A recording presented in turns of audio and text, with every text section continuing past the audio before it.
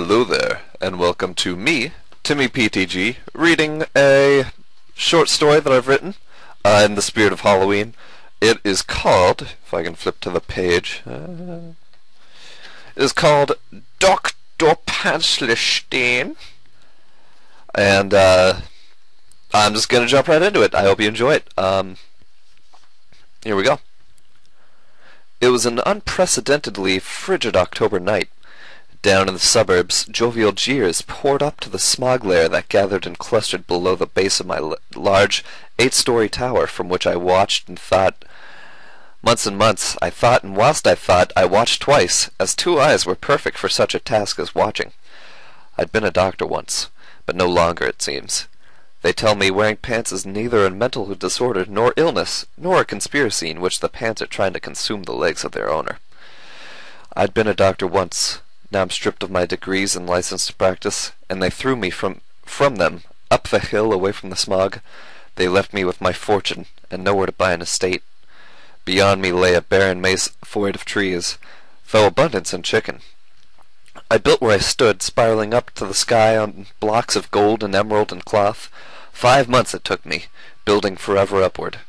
Past the clouds did I rise, and by the time I had finished and descended back to the bottom floor, I found a mysterious extension built expertly into the wall. I followed the hallway I had not built and found myself in a cylindrical master bedroom, complete with sunroof, of a rather large spider, nearly 4 times my size. I told the magnificent arachnid that I approved of his work, and that he may stay here as long as he so chose. Throughout the following months I told him of my life, the banishment and distrust. We hunted chicken and gathered strawberries that grew wild towards the East River. He stayed loyal to me, and I named him Salad, as it was a personal favorite of my taste buds. I felt I could trust Salad with my life, and so I disclosed my plan to reinstate myself with society below, and become the hero I deserved to be. How Salad and I would be kings atop our tower, but first I needed a monster. Under the cloak of night, we crept down the hill into the graveyard. We gathered all sorts of body parts, sphincters, innards, a decently ugly nose to fit the monster vibe, but we were mainly there for hands. 14, to be exact. Took us nearly 2 whole weeks. Fortunately for us, the only person to have died that whole time was the mortician. His freshly deceased corpse, lying at a rather freakish 7'5", was just the type of body I needed for my monster. Hands in hand and body on Salad, we headed back up the hill to our tower. By the time we'd assembled all the bits and pieces required, I was too excited to mind the pounding rain and lightning that crashed about the land. I strapped the mortician to a large dining table, and began attaching arms to his torso using silk threading provided by Salad. "Be a dear and flip the switch if you'd be so kind," I requested of my faithful companion. He did as instructed, and the lights turned on. It was easier to complete my monster as a result, and I had quite enough of bumbling around in the dark. When all was said and done, I asked Salad to bite my creation in the brain. Neurotoxin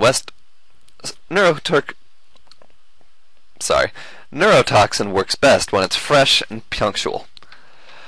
Within mere moments, the mortician started shaking back to life. One by one, each index finger of each of his hands twitched. As each finger accounted for itself, the entire floor of the tower echoed with the crackling 14, then 28, then 42, and so on. It was a deafening uproar of sound, and I felt bad for my monster, because I'm sure he must have had a headache on top of the ruckus. I should really soundproof my tower. The neurotoxin reanimated and mildly sedated him. I wanted him to be conscious, but not to panic. He opened his eyes with a look of much displeasure. They were a brilliant blue hue, and focused on mine, such as an infant might to its parents for the first time. I was proud of my reversal of death's keen sting. I told him who I was, and as he sat there staring at me, I told him the story of his death, how the medical society below experimented on him and attached arms to his torso, how they'd led him back into society as a freak to be gawked at by young children, so they could test the impact it would have on an adult human mind, as well as society itself. How Salad and I were the ones who had received him from their grasp, and were looking to avenge those they'd wronged. I removed the restraints on his 14 wrists and had Salad carry him to a bed. You are free to stay here as long as you would like. There is no lock nor guard on the door. Don't wake me if you'd like to leave. No one will harm you here, though. I can't say for them, I told him as I loomed over his bed. I turned out the lights and headed to my own bed. When I awoke, I found him and Salad having breakfast. I had my monster. During the night, my abundantly appendaged friend and I would sneak into town and replace people's precious pants pairs with custom trousers lined with teeth made from chiseled seashells. The townspeople have terrible snoring problems. Within the night, we distributed over 50 pairs of silk pants tainted with pointy teeth. We snuck stacks of silk slackers slandered by spiny spikes into the storerooms of stores. The plague of discomfort spread like a fire. We stole the only loom in town. We returned nightly until no one was safe. Excuse me. In the day, I could hear cries of unhappiness, as the townspeople were too proud to simply walk around in their undergarments.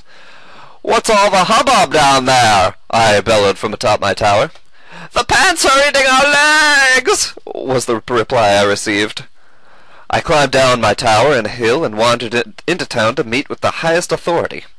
I asked the lady in charge of social acceptance if she'd tried just simply removing their pants. She slapped me in the face. Guards came in to escort me out of the property, and I pantsed them. With one fluid swipe, their pants were hugging their ankles, and they stood stunned in not but a shirt and boxers in front of their boss. An involuntary sigh of relief escaped them. They thanked me, ran out of the building, and then started pantsing people along the road. Within a week, all the townspeople were walking around pants-free. I was instated as head of the medical society, and I appointed Salad and the ex-mortician by my side. We banished the former medical society to the southeastern snowy wasteland. I was once a doctor. Now, despite being stripped of my degrees and license, I'm head of the medical society. The end. Thanks for watching this, guys. Hope you enjoyed it. It took me a few days to write, and so I'm happy with it. Hope you are too. This is Timmy PTG, of course. Subscribe, rate, comment. I'll see you in the next video.